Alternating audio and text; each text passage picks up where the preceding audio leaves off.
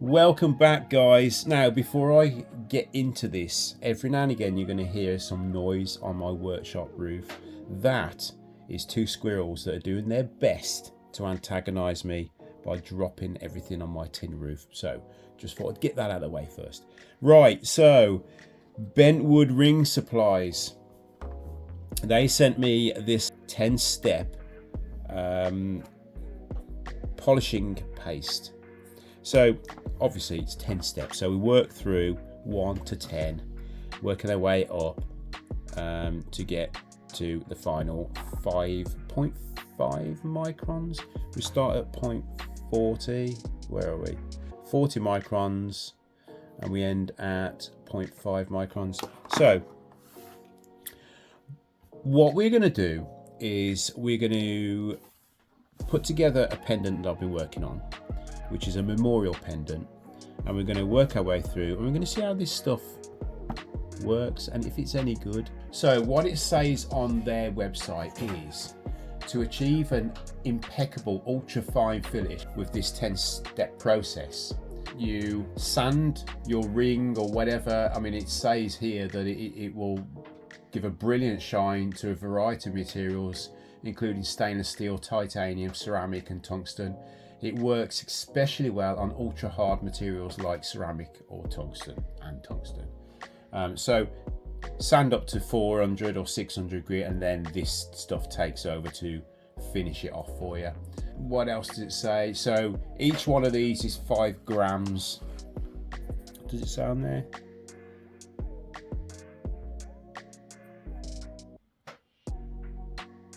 Oh, that's interesting. That is interesting.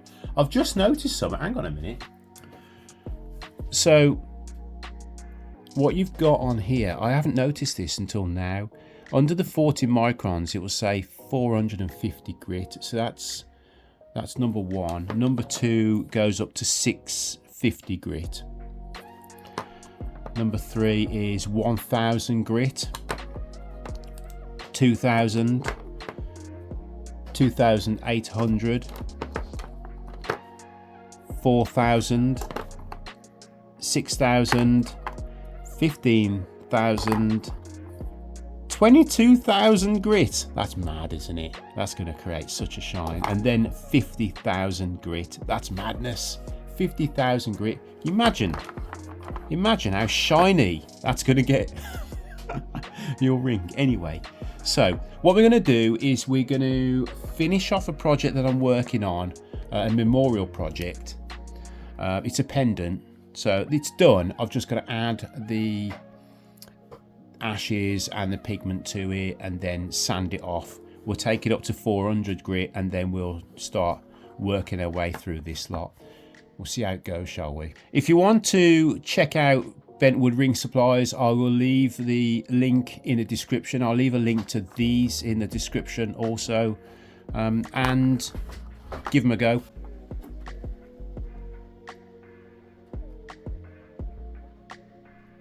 What I've done is I've made a stainless steel pendant. Back needs polishing properly, but the owner of the pendant, or the person that's ordered this, wants this effect on the back rather than the machining that I've done recently. You know, little swirls all the way around it. I think that's pretty cool, doesn't it? And then what they wanted was the pigment and ashes in circles all the way around the outside and some in the middle. So this is what I've come up with. This is actually sanded up to about 400 or maybe just a little bit more. But what we're going to do is we're going to take it back to 400. Once we've filled all this in, take it back to 400, then we're going to start with the first step of the 10-step process. So, right, let's get the ashes and that in this ring pendant.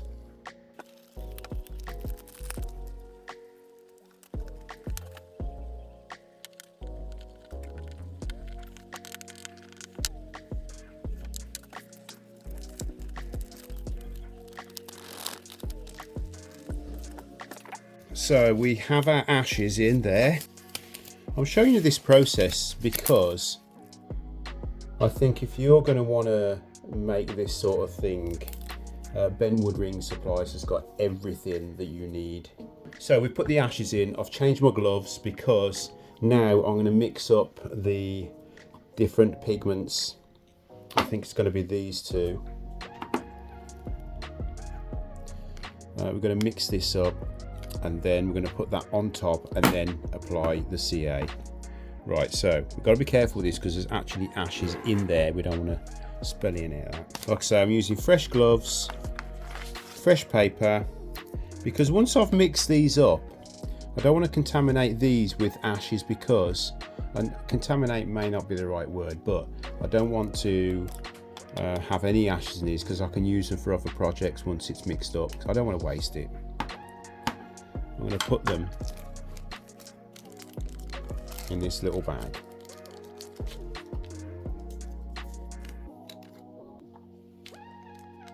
This is just mica powder.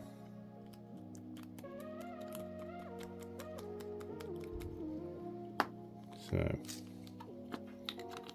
always put the lid back on your mica powder. Don't do what I do and spill it everywhere.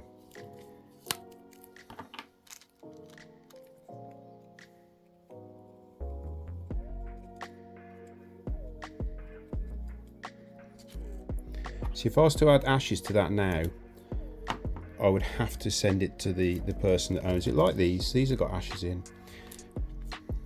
Right. Mix that up.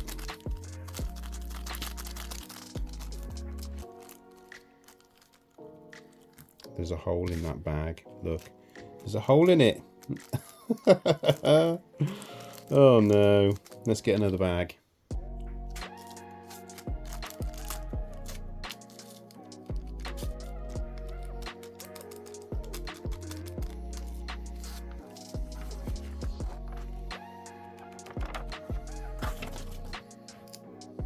Right, I've cleaned my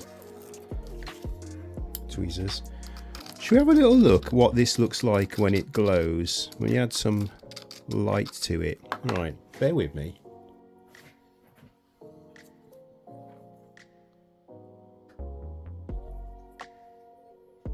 It's not totally dark in here, but you can kind of get the idea, can't you?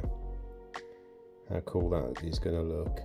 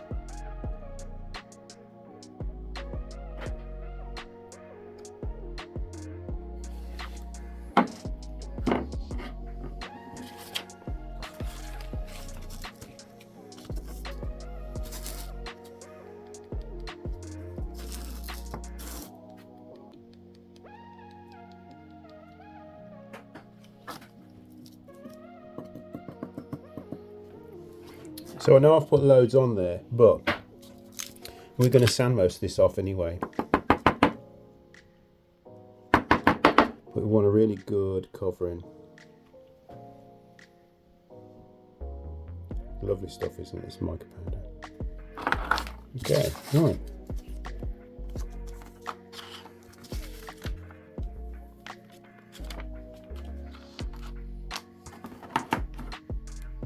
This is what I've used. I had this off Amazon, I think. Really good stuff, actually. There's loads of different colours. I'll leave a link down there, and I'll leave a link to where I get this from as well. But there you go. Right, spray some activator on that. Make sure it goes off well. and then we're going to pop it over on the lathe and start getting this back down to 400 grit. Right, while I'm at it, I just wanted to show you the very best way to remove CA glue. In fact, to dissolve CA glue. See, I've got it on the back of this pendant. And it really is simple. So get yourself some 100% pure acetone. It doesn't work straight away, but with a little bit of persistence,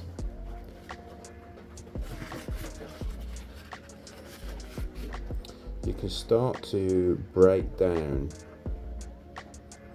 the CA glue. This is the only thing that I know that will, let's get in focus, shall we, that will remove super glue.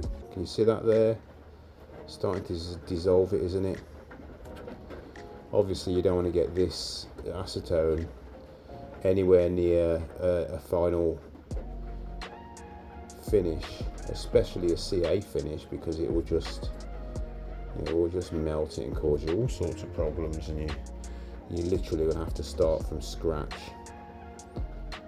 because you just keep eating away at it. I'm trying my best to get this in focus. Can you see that there? Can you see how it's just literally melting away now? A bit weird. I'm doing this through the camera. Right. So it's turning back to some kind of a sludge now. So we'll pop some more on.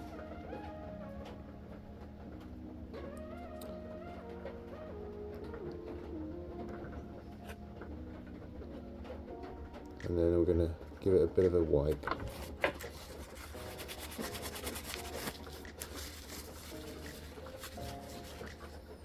That's a little bit better, isn't it? I'll do some more. I'll completely get rid of this and then I'll show you how it turns out. There you go. Got rid of it all. Quite easy that was, actually. I am going to, when I've done the front with the 10-step polishing, diamond polishing paste, the diamond polishing paste, I'm trying to get my teeth in, I will go over the back of this, but I'm not going to, all I'm going to do is try and get rid of some of these tiny little scratches. Can you see them? I don't want to get rid of that effect, because I love that effect, and I think the person that owns this is after that effect. It's cool, isn't it? Let's get in focus. Come on, get in focus. Look at that. Mad.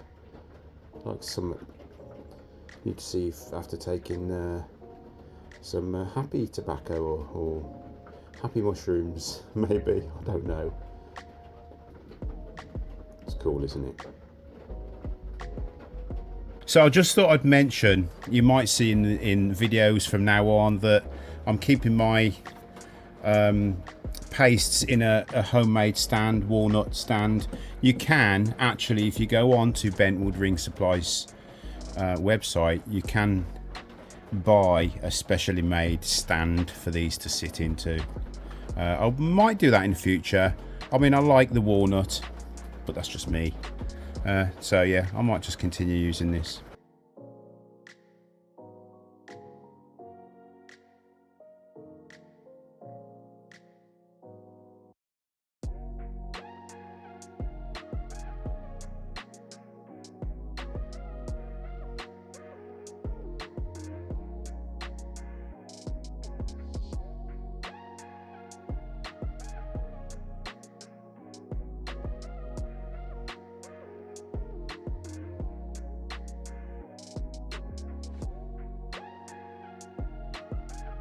Right, I'm going to give it a little bit of just a wipe off with some water.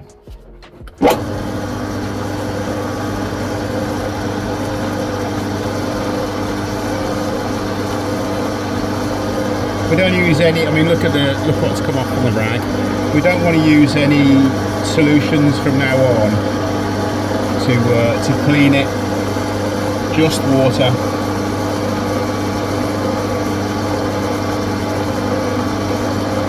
Okay. So let's crack on. I've got a load of pieces of kitchen towel, and what I'll do is I'll just fold them over and use one half for one grit, and then maybe turn it over and use the rest.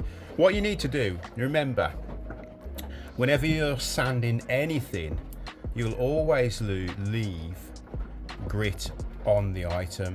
When you go up to a higher grit, there will always be traces of that lower grit, and I'm assuming it's the same with using these pastes as well. So make sure between every grit you give it a little bit of a wipe off, clean it, and then go on to the next one. That's just my opinion, and that's how I always do things. I'm just actually putting new fresh finger protection on.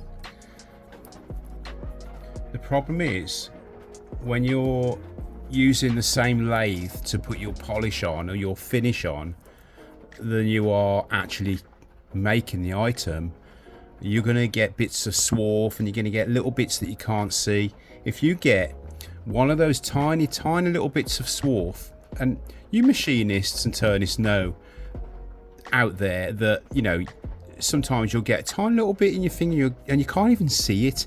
Well, that tiny little piece, if it gets on your finish, is going to destroy it. So make sure everything's nice and clean, and fresh finger protection.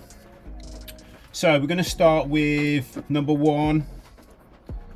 We're going to literally, I'm only going by the instructions, is put a small amount on. I'm thinking that, oh, be careful because you can go over the top with it. I mean, this is just a tiny piece, isn't it? It's just so small. Right, so it doesn't rub off, I'm going to put that on there, then I'm going to start my lathe.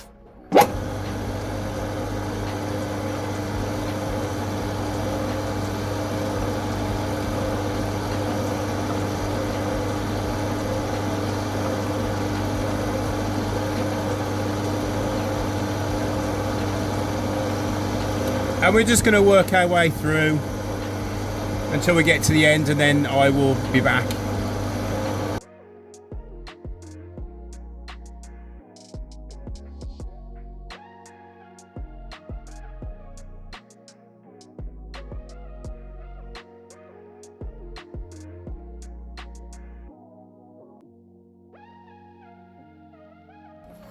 Can you see what I mean?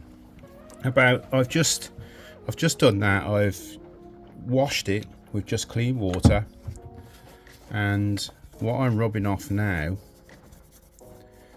is still a bit of that previous grit.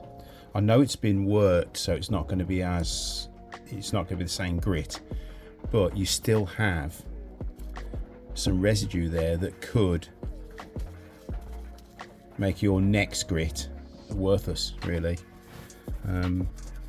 So I'm getting it all off. And I know it's a slow process, but do you really want the best finish you could possibly get? Well, if you do, this is the kind of things you got to go through. Right, so bit of water now. See, that's nice and clear now. We'll move on to the next step.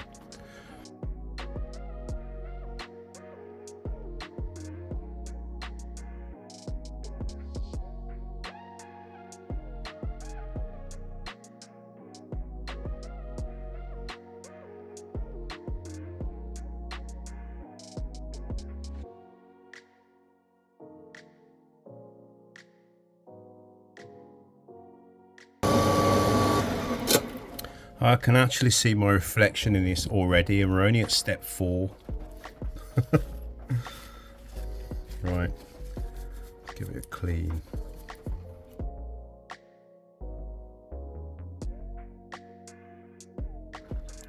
What I've noticed is when you're applying this to your towel, squeeze a little bit out and then pull back. Just pull back on this just to release that pressure, because you don't want to waste any of this. There's no point in wasting this and getting it all over the place.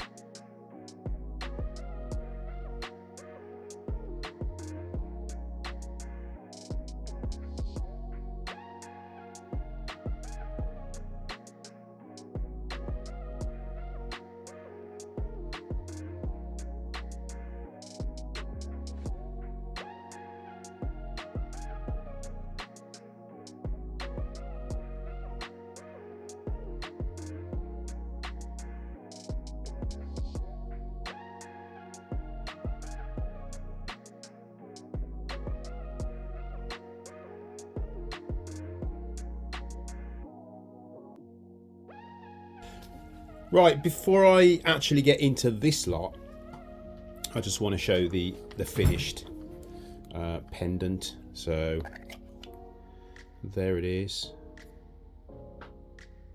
It is incredibly shiny. It's ridiculously shiny. And I'm really happy with it, to be honest.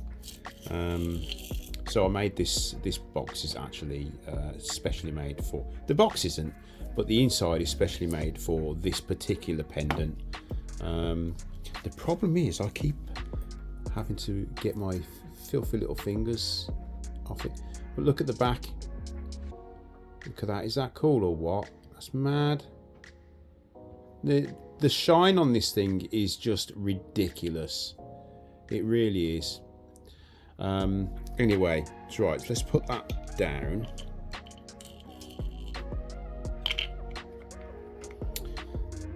Yeah, I'm really impressed, to be honest. Where do we start? I've been trying to rack my brains thinking of some constructive or negative or some kind of feedback that I can offer Bentwood Ring Supplies to improve this product, and I can't think of anything. It does exactly what it's supposed to do. It's very easy. I mean, there is absolutely nothing I can critique really or say about it other than good things. I love it. It's going to totally improve my game, improve my polish in every way, really. I mean, I love the fact that they're different colors,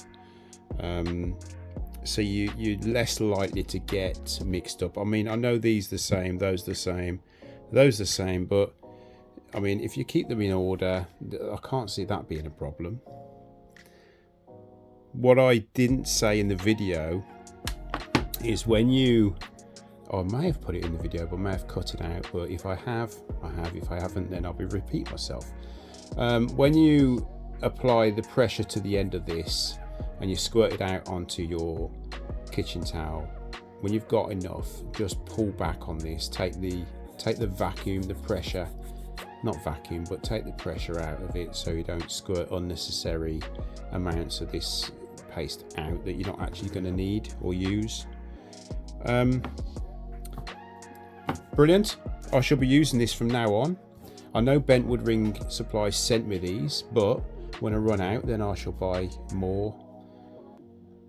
And I really recommend that you hit that link in the description and get yourself this full set of 10. I mean, like I say, they do offer the base for you to put these in, but I just prefer my own, I don't know. It is what it is. So anyway, thanks to Bentwood Ring Supplies for sending these out, and I'm sure you'll see a lot more of these. And thanks for watching, guys. Hopefully you can give this video a thumbs up, a share, or even a subscribe. If you're not subscribed, it will help me out a lot. And I'll see you next time. Well, you'll see me next time. I won't see you.